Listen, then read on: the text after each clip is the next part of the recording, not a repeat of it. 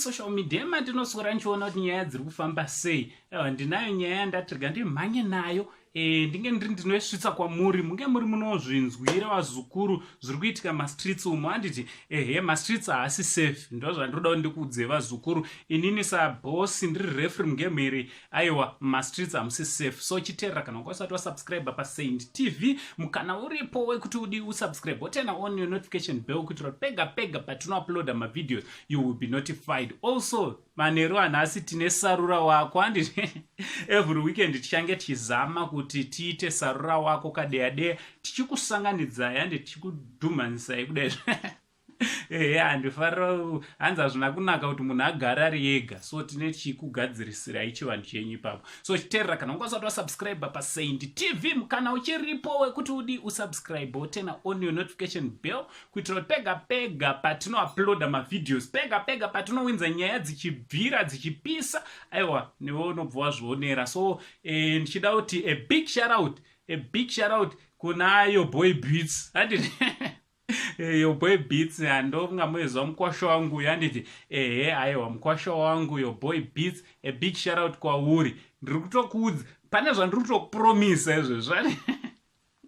So chiteererai nyaya yandauya nayo inyaya yealbum raJaPreza. JaPreza announced that on the 9th kana singakanisa 9th of July is going to release ndopachaita album ndopachabuda album rake nyowani regore rino ra2021. So tese takamirira kuti aiwa JP achazviita mumwedzi unotevera. Handiti muchando, handiti timbojamba tichizunguza chando. But pane zvinodisappointa kuti pane imwe nzwi yake yandatonzwa iri kutorira yakalika. Menoti yakalika sei, piracy yacho vazukuru unotoshaya kuti zvinofamba sei, nekuti JaPreza haangambozotaure kuti zvoni music iri kubuda musi wa9 obuditsa nhasi anenge akazungaira here. JP haana kuzungaira kusvika ipapo. Handiti so vanhu vaye vatotanga vazukuru.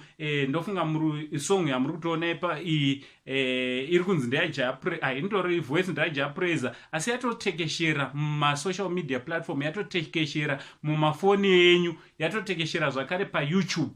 Ameno kuti JaPreza ari kuzviziva here kana kuti watobirwawo. Uye ane hunhu hwekudai kuti munhu zveshe ari kushanda gore rese kuti ange ari anobuditsa nziyo kuti vamwe vanhu vatotanga kutodya, because YouTube inobhadhara zukuru, especially kana chinhu chichiplaya pachannel pako. Handiti so zvisi kuplaya kuchannel yaJP, zviri kutoplaya kune mamwe machannel.